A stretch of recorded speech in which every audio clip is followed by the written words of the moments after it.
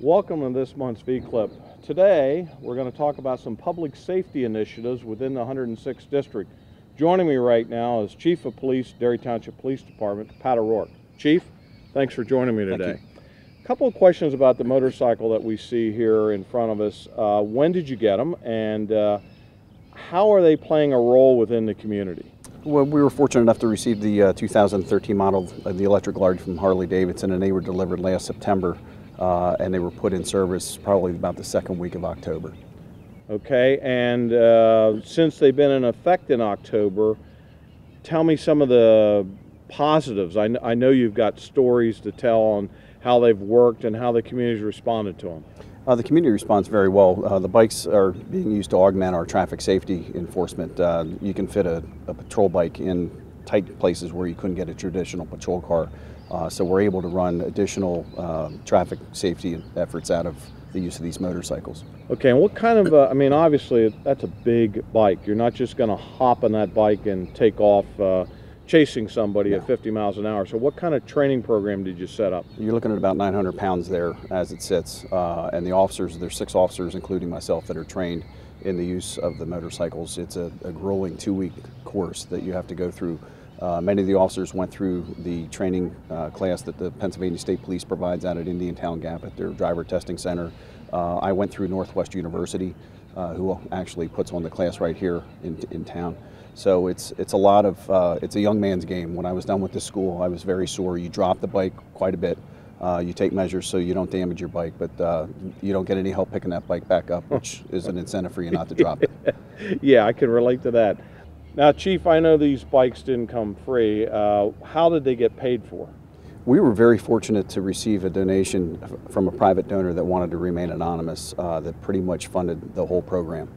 All right, well, that's excellent. So, I mean, for the taxpayers to know, there weren't, every bike wasn't totally paid for with tax dollars. There was no tax dollars involved at all. In fact, the training that was provided, I obtained for free. So there was between training and room and board for hotels, we probably saved about $20,000 just in training. Well, that's a good news story for the people in the district to understand that not only do you have a great tool to use in public safety and crime fighting, but at no cost to the taxpayers.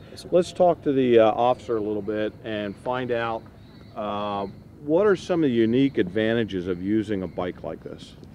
Obviously, it's not as big as a patrol car, so we can get in tighter fit places. With the miles of walking trail we have throughout the township parks, I can get back any of those walking trails pretty easily, as easily as a bicycle can. In through parking lots over at Hershey Park. Good. Yeah, I never even thought about that one, but yeah, I'm sure with all the events this weekend at the Giant Center. Yep, yeah, it's a real big advantage, easily to fit through.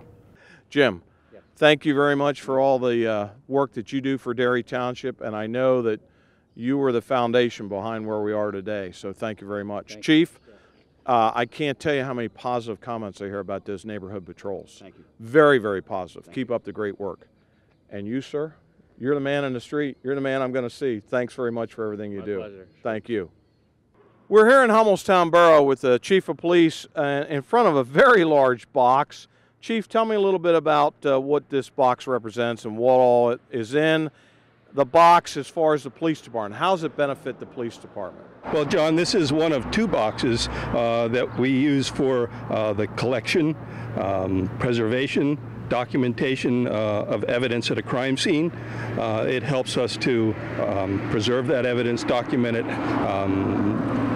put it in a form that's we're able to present that at court, and of course helps us gain better cases and more convictions. Yeah, I think everybody today is aware of the CSI episodes and how important crime scene preservation is, and how transporting that evidence from the crime scene to the courtroom and showing that you've had ownership of that evidence that nobody could have tampered with is critical. And you have 2 boxes like this that help do that exact thing. Let me ask you now, the funding for this was partially through the grant. Did you have to use other funding, or did that pay for both boxes? The grant funding paid for both the boxes in this case. Very good, very good. Well, I'm glad to hear that. A lot of times people will ask me, well, where does the money go and how beneficial is it to my community? I think you see a great example right here of just how important this is to the police department and to the public safety of the community they represent. Chief, in all the years that you've been in the police department, what's the biggest change you've seen in Hummelstown? I think the biggest change overall is the change in the use of technology. When I first started, of course, we hand wrote police reports and we bound them in a metal binder, and a week, a month, a year later, if we wanted to go back and look for something, we sat down and we page by page looked through that until hopefully we found what we needed. Now, of course, with the advent of computers, we have computers in the cars, we have computerized records management systems.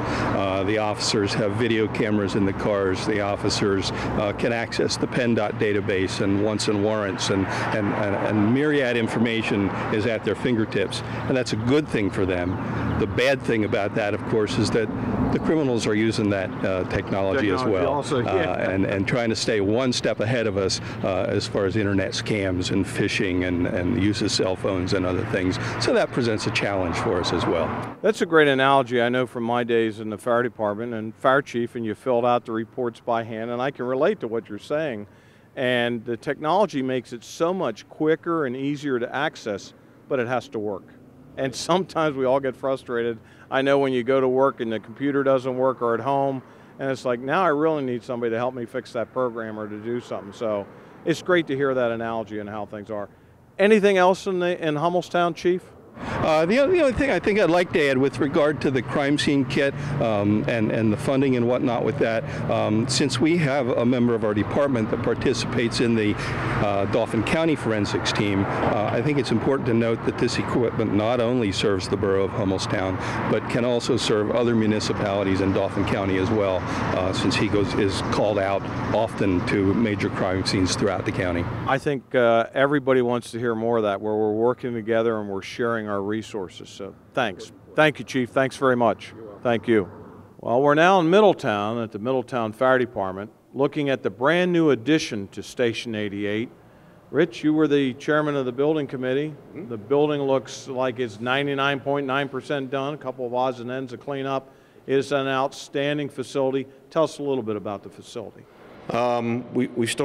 We consolidated the fire departments in 2005, and our one goal at that time was to get all emergency apparatus under one roof. And with the addition, we're able to accomplish that. Another thing that we've done is reduced our fleet, so we don't have as many fire apparatus as we formerly did before consolidation. So we've really helped to be more financially responsible with our apparatus. Talk a little bit about the building cost. Building costs came in $1.2 million for the expansion. We're still finalizing the numbers, but all indications at this point is we'll come in a little bit under budget, but not anything significant. Okay. Chief, about the consolidation, I know that's important. And I know that we used to have engines here and engines there, and how important was that we not only saved the taxpayers' money and the expense of all the equipment, but now we're all in one building, we're running together, we're training together, we're working together. Absolutely. The benefits are that we're all in one house. We can man the apparatus more effectively rather than that previously we'd have two members at one station, maybe three at another station, and couldn't get the rig out appropriately.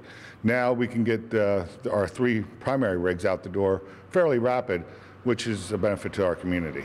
Yeah, at the end of the day, it's about protecting the residents of Middletown Borough and the surrounding communities. Absolutely, and it just works out a whole lot better for teamwork and building a better relationship. Chief, to follow up on that conversation, I don't think most of the people watching understand the minimum requirements that the NFPA sets.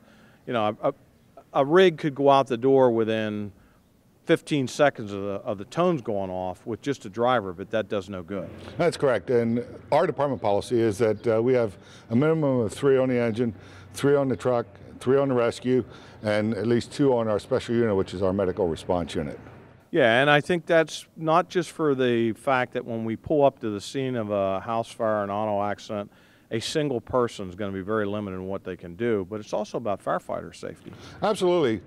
With the minimum manning, we at least have 2 people when we're going inside, or if we're going to the roof, or using the extrication tools, that 2 people are there to help each other and to keep an eye on each other for safety. Yeah, and I think it's great running out of one house. You can kind of have that manning. I know there were days when I ran with Hershey that, well, are we taking the truck, are we taking the engine, or are we taking the rescue first? And that first 3 or 4 people that are in the house could actually get on that piece and get it going. Absolutely, because we do have training standards for each of the different rigs that we have. However, most of our personnel can go right across the board on all the rigs. So when we get here, we can determine what is the primary need of the fire response. Is it going to be the tower, or is it going to be an engine crew? And then we're out the door. Thank you, Chief. Rich, let's go back to you and close on, I know there was state funding and county gaming funds involved and fundraising money, fire company money for the addition. So it wasn't like you guys didn't have to work real hard to raise the funds to build the addition.